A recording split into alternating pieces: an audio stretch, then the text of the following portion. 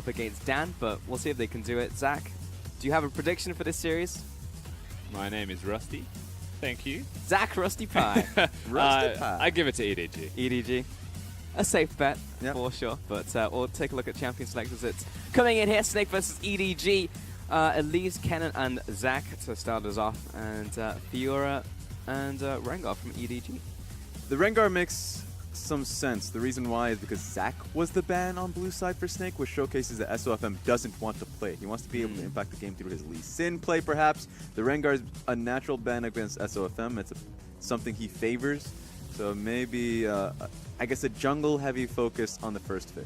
I wonder what the second jungle is going to be, though, because we expect there to be at least Lee Sin. Maybe we see Nidalee, which we've had a resurgence of in the last couple of days, but it definitely does open up the pool in the jungle. Last ban is Galio from EDG, followed by a first pick Thresh, which we're seeing so often, actually, in the LPL.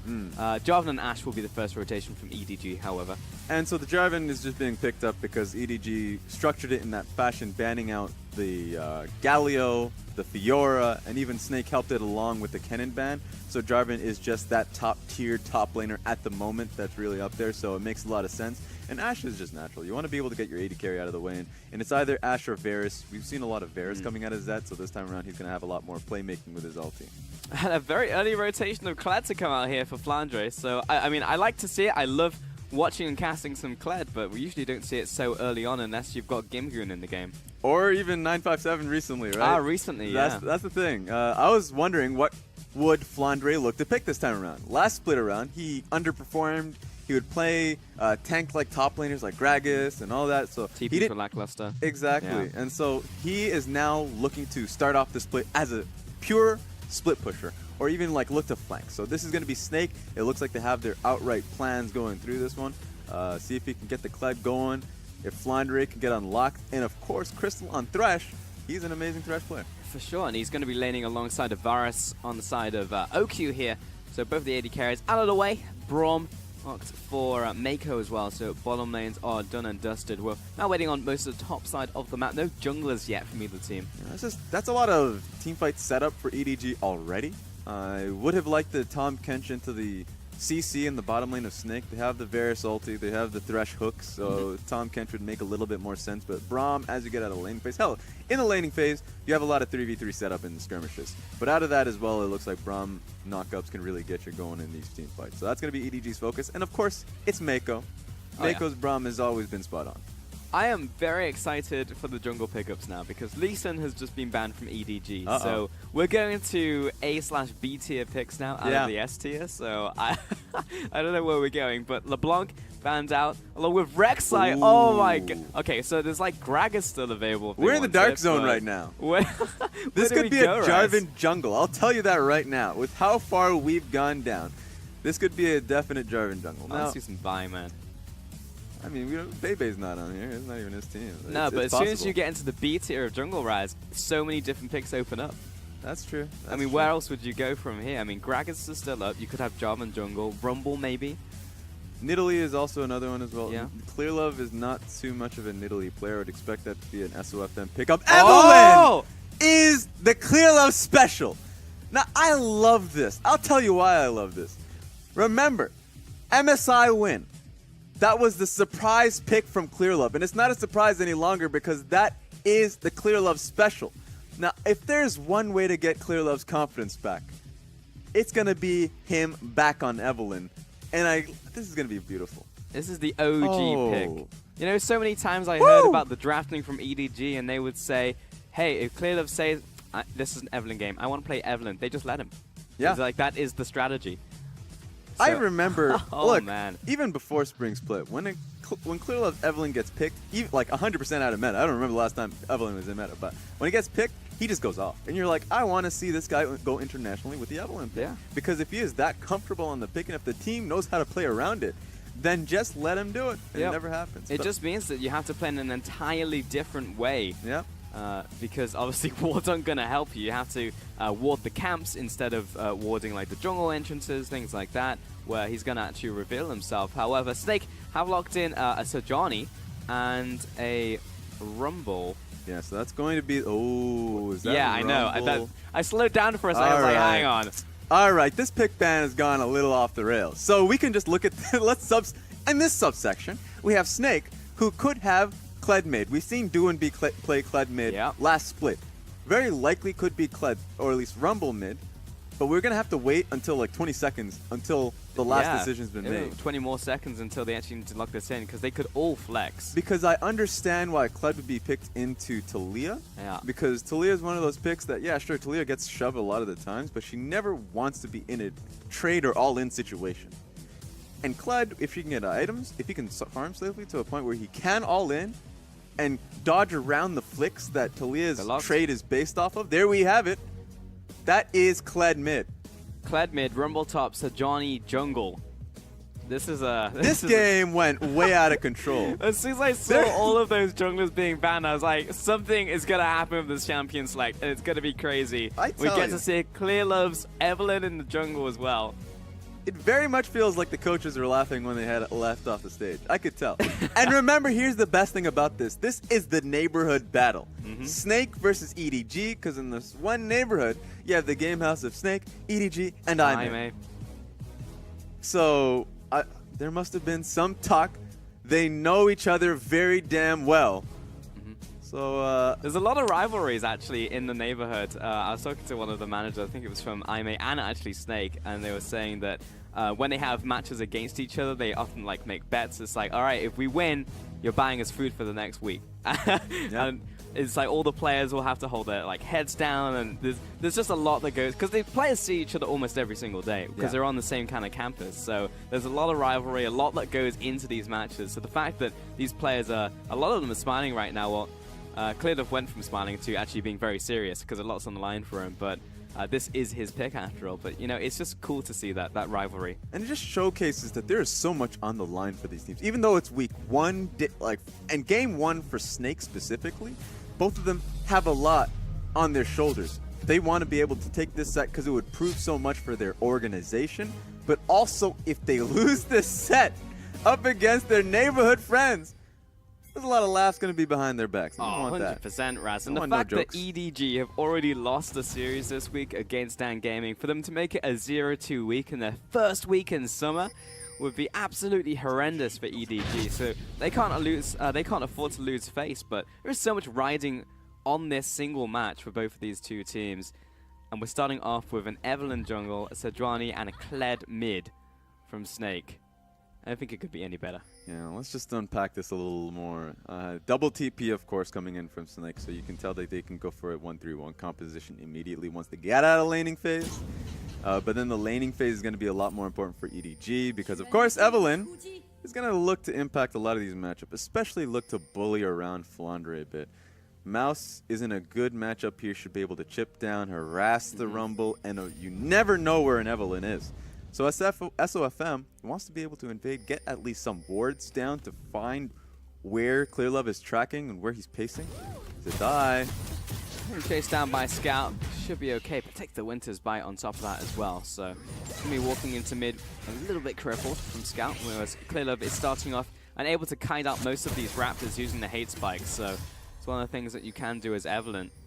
You know, when I'm in solo queue, I always just ban Evelyn if I have a ban. Now I can ban all the time, I'm always going to ban Evelyn, but it's just one of those picks that forces you to play in a different way where it's just not worth it, you know? Especially for your teammates. You can say, I know how to play it against Evelyn, and if I push out my lane, I'm going to be able to ward. But then, of course, you'll still say, oh, I don't know if I can trust the rest of my teammates. So that's a solo queue thing, but for Clearlove, how he plays this in competitive, you know a lot of eyes are going to be on this game.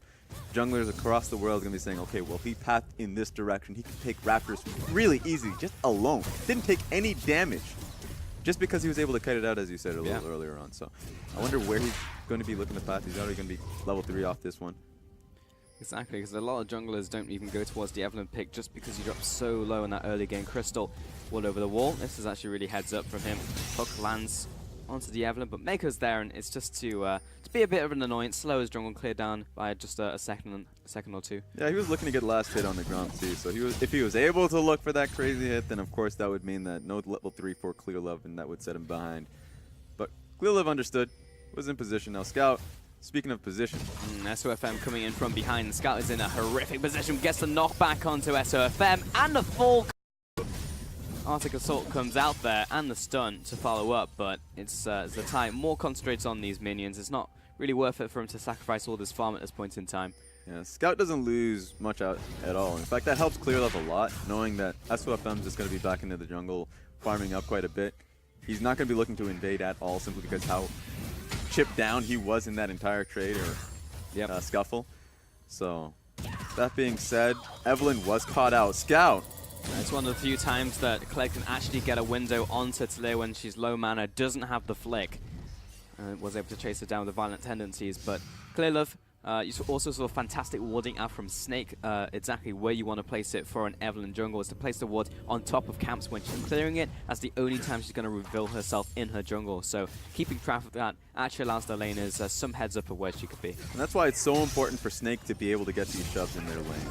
For Zatai to be able to get the trade as he did there. And he wants to be able to keep Scout in the lane, even though, of course, like, if he can keep him in the lane with the trades that he has, the longer the better, so he can keep the wave shoved in, or at least in a good enough spot for him and for SOFM, so the team can look into invade and get proper wards down.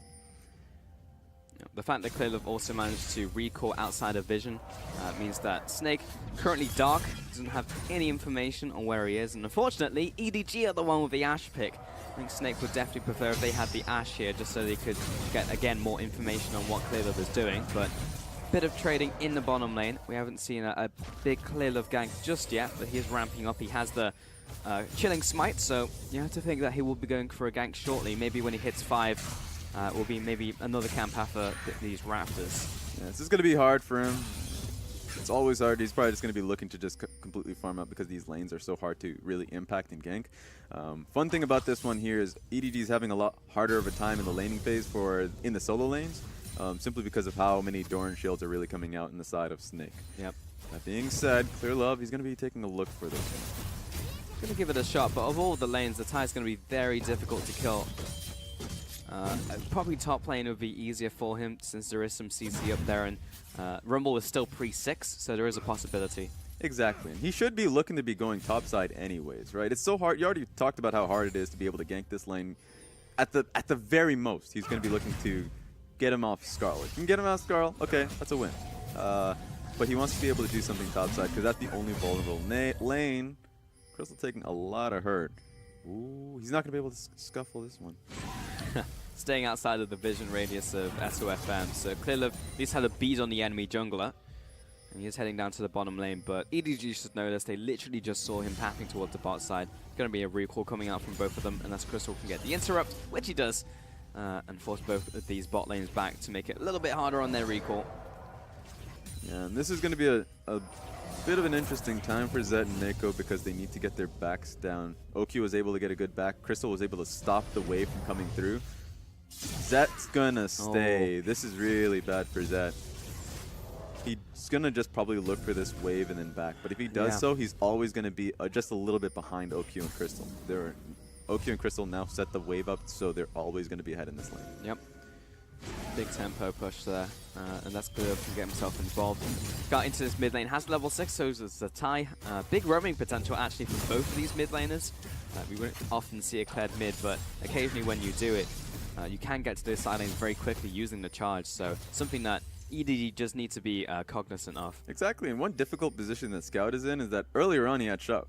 But now he doesn't because of the fact that Zatai, he can force trade, so Scout has to stay a bit of a range back, and then he can just auto the wave with the Tiamat. And so it's going to be pretty quick and easy for him. With Flounder and SOFM now controlling the top side of the map, he suddenly has to be afraid of his own life. It's even limiting Clearlove's own pathing, and he knows where Sejuani was just based off the clear on that one rat ward. It's getting a little bit difficult for EDG. Yeah, just at this point in time. That being said, it's still 0-0. The fact that we haven't seen any acceleration in any of these lanes just yet. Tiamat picked up from Zatai just so we can try and match the pushing in from Scout. Yep. Has been hurting him just a little so far in terms of his farm because of that. So he doesn't really mind that. Like, that's the thing. Even if he falls down by like 5 CS, he's still going to be strong. If he gets like the black cleaver after a while, then he can just go to side lanes, or they can just look towards a bot side dive, which is going to be, for me, the major point of focus of when Snake decide to move out. because right now SOFM has been farming up pretty well and comfortably. He hasn't been tracked out by Clearlove too heavily, and Clearlove hasn't been able to impact these lanes as much as he was expecting to.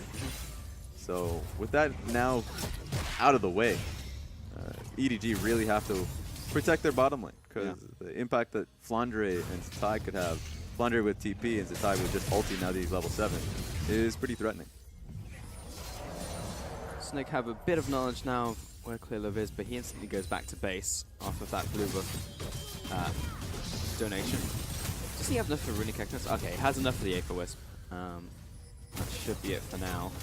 Still no ganks so far from Clearlove, but it's one of the best things about Evelyn is you don't necessarily need to gank for the lanes, just to play cautiously, you know, knowing that Evelyn could be there. So sometimes the player is just not to gank at all. Yeah, and Snake, they played it well enough so they know where Clearlove is pathing.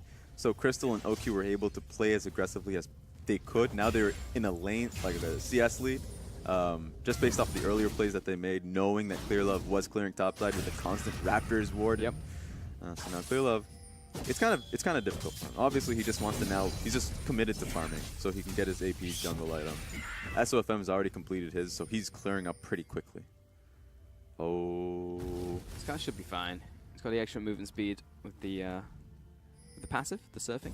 But this is the first step now. SOFM has already decided that he's going to be looking to focus on the bot side river, which is the Silk Road that we do talk about so often. If the bot lane dive is the dive that we're focusing on, if you look where Rumble is currently, he's kind of hiding in the lane. A, because he doesn't know where even Jarvan is, but B, this play is about to happen. Well, that was an unfortunate time for Chris to go in, because Clearlove was there and ready and waiting for the first blood. Flandre completes the TP. Cataclysm right on top of him. He should be going down. Maybe they can trade a Jarvan for it. SOFM. Last auto attack coming in from OQ will secure it, but it's still a 2-for-1 trade. A Scout is getting torn apart by Zatai off to the side. Good stun out from SOFM. Could be the second kill in for OQ. Doesn't quite happen as Clearlove turns it around, but in comes Zatai. Clearlove flashes away, but he's taken out by the violent tendencies, and now Scout under attack, but it's Kled who's dismounted, and it's Mouse coming in for the second kill, and round 2 for another one. OQ tries to back away, but the drone will spot him as he jukes into the brush. The flash in from Mouse, and the turnaround doesn't happen from OQ.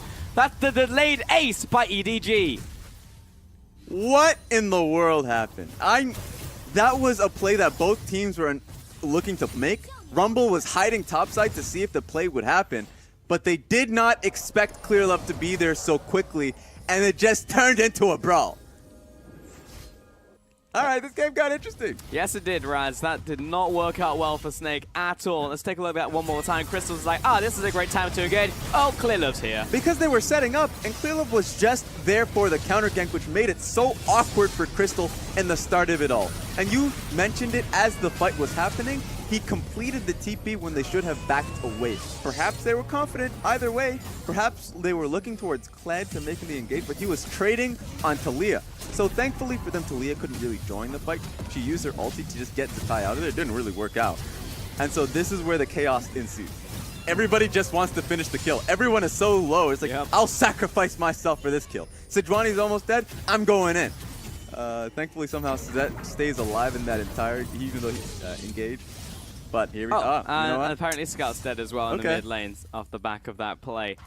But so much has been happening in the early game, and it was horrific for Snake, and actually probably still is, but that extra kill will go a little ways to remedy that.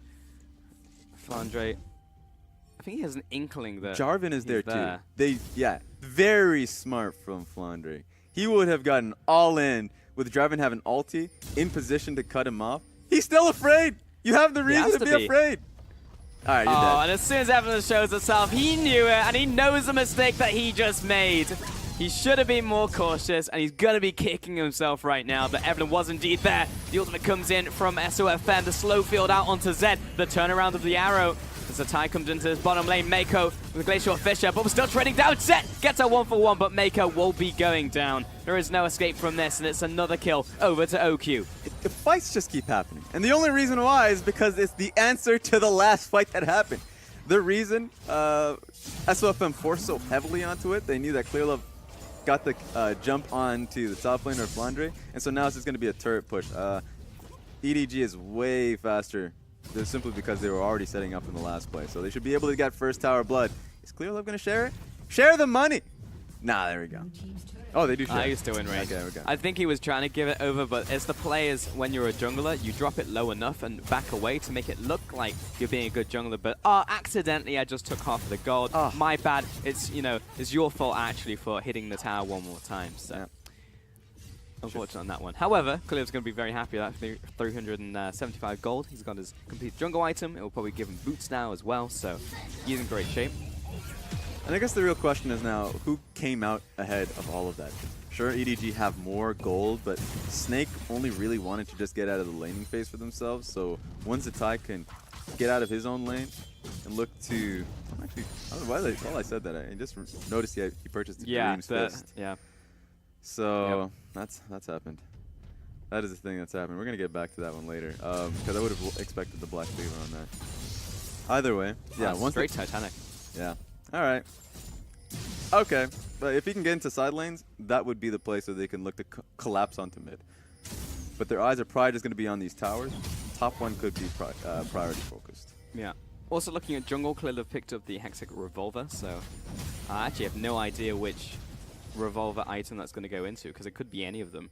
I would assume Proto Belt, but it could be Gunblade, because she also scales from AD.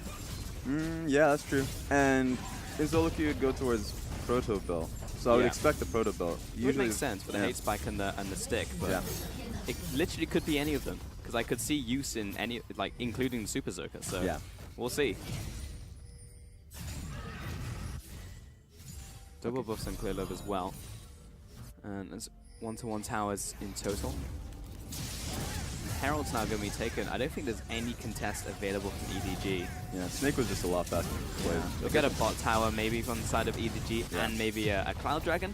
So it's not an awful trade, just depends if EDG can mount a solid defense against the Herald now. That's the big point, because what's the defense going to be put there for? A lot of teams, they do use the Rift Herald to just see if they can get the cheap tower, like, oh, we're going to put it mid just for the sake of the tower, right? But then you see a lot of Q plays happening where they set it into a lane, and it could be very well mid, so they can look for deep wards on top side or deep wards on bottom. They already have really deep wards top side, so they could just sit on those few control wards that they already have and try to send their Kled top just so he can cut in and look to get the mid lane turret. What that does mean is that if they can throw Rift Herald right on the next wave in mid lane and have Kled look to pivot top, they can get an immediate dive.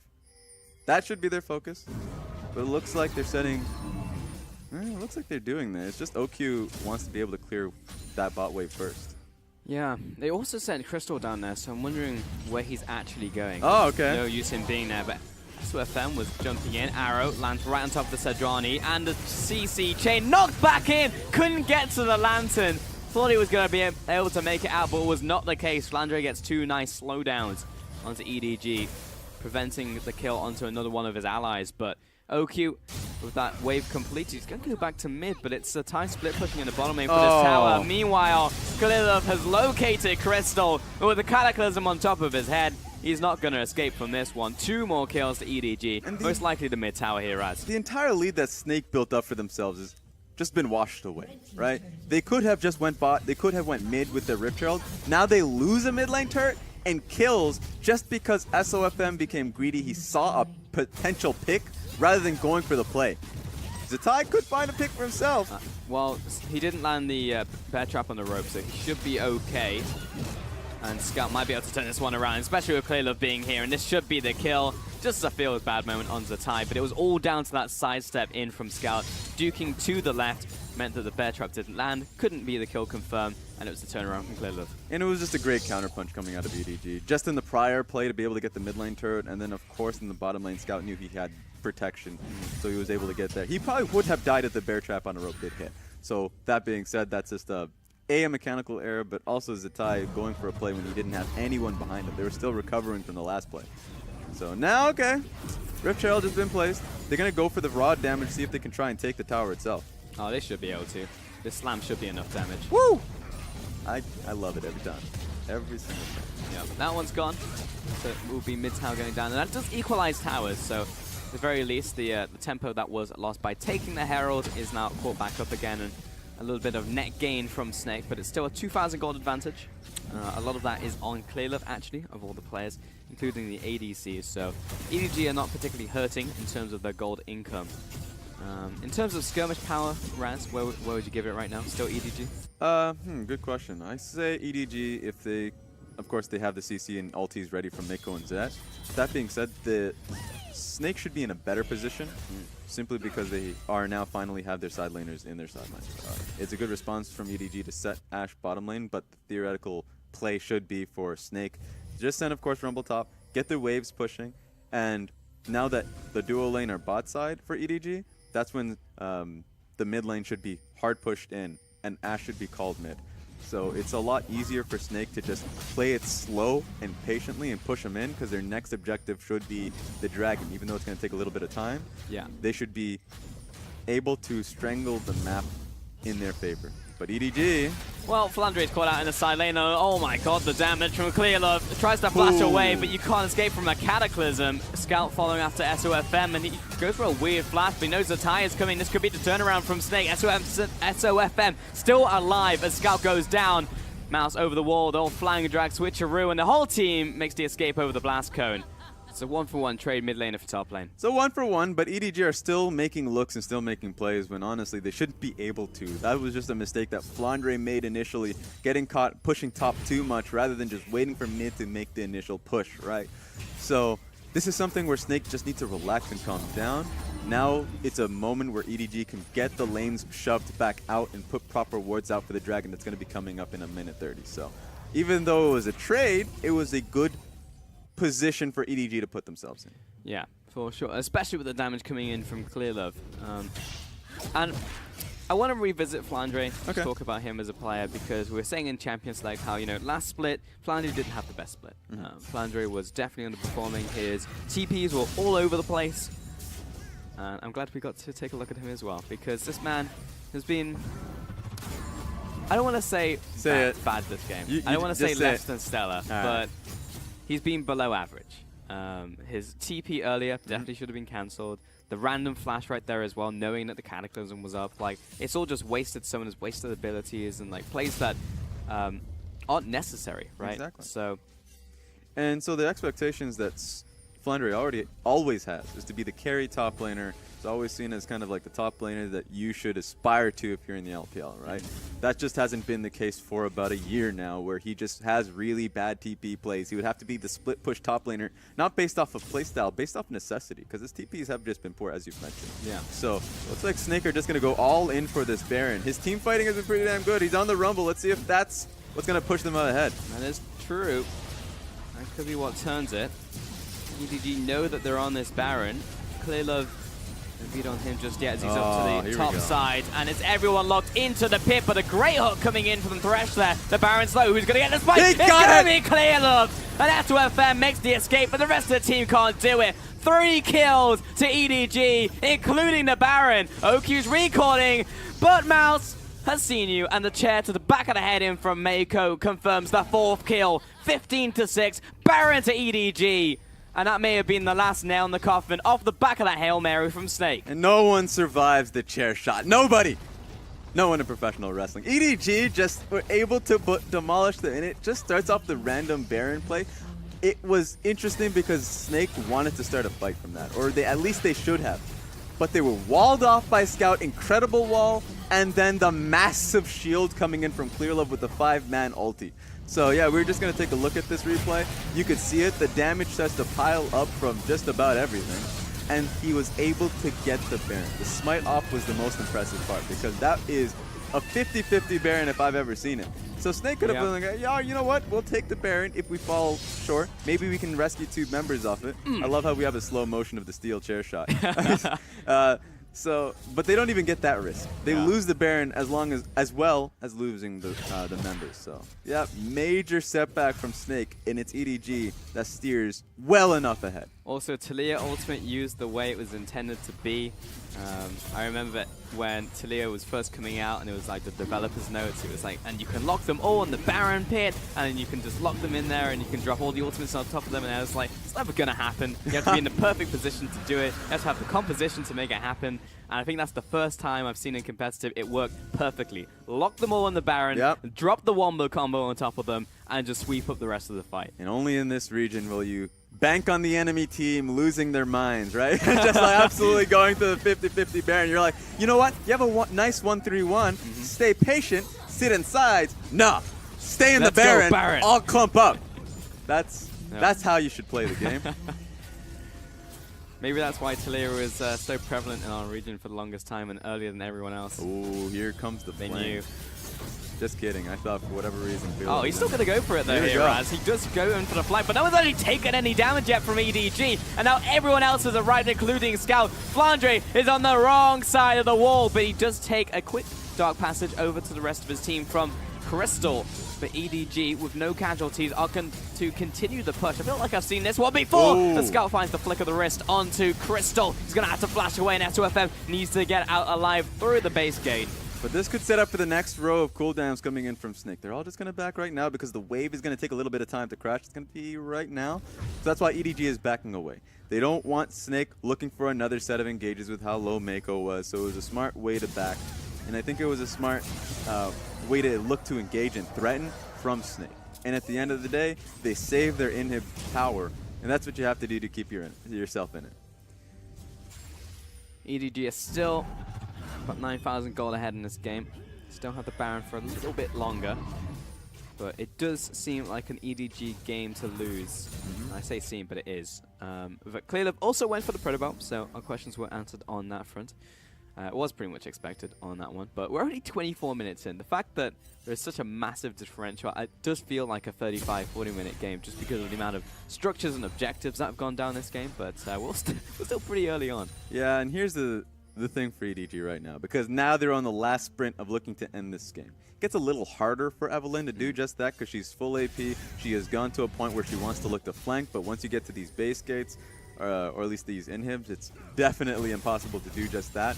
So I think their focus should be in going topside. That's still an outer, or at least an inner tower that's up and available, and they can still set that one last team fight that couldn't set up for an Evelyn flank. So that is the one play that they can look towards. Looks like they're doing it and just abandoning the bot side of the map entirely. EDG are just running it down mid at this point in time. I guess they're going for the inhib. Okay. Then they'll probably go top lane after that, but their wave is pushing away from them, unfortunately. Flandre, not really one you want to be, but he does get away before Clearlove locks his sights on top of him. Mouse gets that extra attack speed to his allies, but he can actually step up. I think Scout is just trying to cover the flank right now. Yeah, this is really risky. Scout would have to use his ulti, there we go, to just push them away, and so it's a lot easier for them to get the inhib.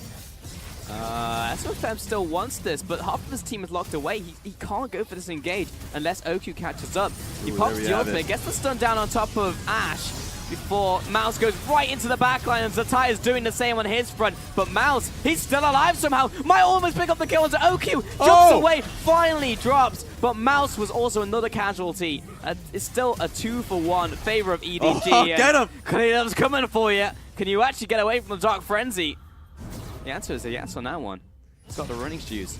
There we have it. They get the inhib, but they're going to back away simply because their 3 members up and available, and that top lane's pushing out, so it's going to take a little bit of time for them to repush that bottom lane, repush that top. You already see a ping going on to Baron. That's going to be coming up in a minute 30, so perhaps that's going to be the next play.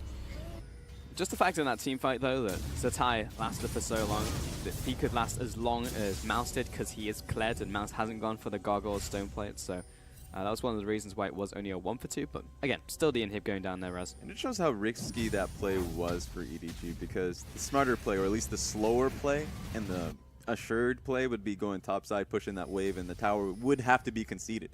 And so you'd have to spend 10 minutes more of just setting up waves so they would crash at the same time and getting to the next tower, right? But they just went for the inhib because it's the most reward you can get with super minions going straight down mid. And if they have confidence in their composition, as well as the Taliyah wall coming through, they should be able to get it. And they were able to execute on it, even though the fight was initiated. And just simply because S2FM had that small window of being able to set up on Taliyah. Didn't work out, even though SOM did get a nice ult. He did, but it's not the same kind of game-changing ultimate that Johnny used to have. You've got to get those stacks first and then land the stun. Before it was just like, boom, 5-man stun. That's the change with Talia. I mean, with Syndra. Syndra. Let's go through all the S champions. Sejuani. Yeah, let's keep going. Let's keep having it. But I won't have the time. Oh, OQ getting locked up by Mako. But SFM still tanking up Zem. Meanwhile, OQ just explodes. Wow. And this is all over now for Crystal and Flandre. This fight is not even going to be close. And EDG are already just trying to chase targets down. I'm not even sure if you could call it a fight. Clearlove wants blood. He wants SOFM. That's not the place to recall, friend, because Clearlove is still coming for you. He actually just smited him to death. That was unnecessary. He had another hate spike. But regardless, EDG are going to close this one up, and that was a sloppy endeavor from Snake there. Yeah, I don't know what SOFM was setting up for, because OQ and Flandre had already been demolished when they went for a flank play. So that's how it's going to end, my friend. Fast one at that. Yeah, it definitely is. But EDG are able to take this one, I guess, commanding once the game was moving from that Baron play. Yeah, it definitely was, Raz. And 21 kills to 7, 29 minutes on the clock. EDG, very clean game from them in the end, and take game 1 up against Snake. Start this series off strong. And what a game that was. You don't get a lot of games where you have, okay, maybe one surprising pick. Maybe you get the Kled mid. You don't have that. Oh, that's fair. And then you get a random Evelyn, you get the Sejuani, and that's all happening simply because of the pick ban situation where second phase, no junglers left alive. Exactly. Yeah, but it was the Clearlove Evelyn, so, we did still have it in the back of our minds, whereas if someone else did it, we'd be like, oh, crazy, but it is a Clearlove pick. It's this OG jungle pick, and it did work out for them, so it's nice to see. It's one of those things that you see once in the blue moon, but when it comes out, you expect something special, and he had a really strong game, and I wouldn't be surprised if he got MVP randomly as well because of it. But we are going to take a look at the goal graph as we invite Rusty back to the desk. How's it going? Good day. I am confused. Why is that, Rusty? Tell me why you're confused. Last time we saw Kled mid, it was by the team that was called QG, now Jingdong. Yep. And it was also unsuccessful. And the reason behind picking that Kled mid was that it was going to be a primary engage tool. They were going to supplement the champion with shields. They were going to enable the Kled to actually be a viable mid pick this time around. They legitimately blind picked it and revealed that because they were on blue side. They didn't even red side Kled. Like, a lot of this is confusing to me, and Kled did nothing. Yeah, he didn't. I mean, that champion could have been anything else in League of Legends, Raz, and it might have done just a little bit more. What's in that fact, about he it? was more invisible than Evelyn. That's a good one. I actually like that. But the only thing he had, which was a really positive point, was in his laning phase when he got great trades into Leah, and that's something that probably Zatai had in his mind. He's like, this is a great counter matchup. I'll pick it for myself. And then he can go into a 1-3-1. So they had set it up pretty well. Yeah. But then there was just random fights that were happening when they were setting up for a bot lane dive that SOFM is the one that led. I just did not understand. So that's the thing, right? The laning phase was good from Snake. The Kled with Doran's shield, very hard to push out of lane, always going to bully a mana abuser in mid lane who has to early recall if she has to use mana to sustain. So against the Talia, it was by no means a bad choice to be a Kled in the matchup. But outside of the laning phase specifically, the early game was still all EDG. From the moment the teleports happened bottom, Flandre looked out of sorts. Snake were never really a cohesive team. Even small things like SOFM missing his Sejuani ultimates, trying to catch them in choke points, that was ultimately the undoing of the entire team of Snake, where it just felt like EDG were much more refined, experienced, just playing casual League of Legends as a team, doing everything together. The communication with Clearlove and Mouse was there. Clearlove was in the right place bottom, knowing where SOFM was going to be. They were always one step ahead. Yeah, they really were, and it got to the point where, as you said, it was kind of like the shotgun approach, but most of the shots missed. We had a couple that landed, like bot lane, there was a couple kills, like mid lane, but that was a delayed ace, like 8-9 minutes into the game, the fact that you have that happening. And of course, the team's not going to snowball out of control when you hit the mid game. Everyone's going to start roaming, like they couldn't win any of the skirmishes. Then we had the Hail Mary Baron. I mean, was that actually necessary at the point? Like, I understood it, but it was still very early on into the game. What's fun about this is that it kind of reminds me of Old EDG, remember that 8-minute bottom lane play as you already mentioned? Yeah. Where you just all in on these certain plays. Remember 2015, LGD versus EDG. Of course, Clear Love 7. Who was surprised about that? The Evelyn play. Feels like whenever he plays Evelyn, they just gift him the MVP. He played really well. So, but just to hit on the point, EDG, they all in on the play. They were much more structured around the play. They get the win. Snake, a la classic Snake, the random Baron when they were set towards a completely different composition. Classic. Yeah, I mean, there's very different styles of these teams, right? EDG, Snake, this is the Baron. Thank you for bringing up my replay for me, Raz. You actually nailed it. This is the big example of the Talia combo that we were speaking about. But not just that. Clearlove gets a 5-man ultimate. Jarvan gets a 3-man flag and drag, not even his ultimate. Like, everything here, definitely desperate from Snake. And the reason that it's desperate is because if there was one team composition that you don't want to fight inside a Baron pit, it was EDG's team composition. The amount of zone control that they have with Eve, Jarvan, Braum, like literally all of it just running at your face, even Talia, like it's pretty nasty, but Snake still took it on and stood inside the pit. They wanted to be invisible. That's the only reason you'd stand in the pit.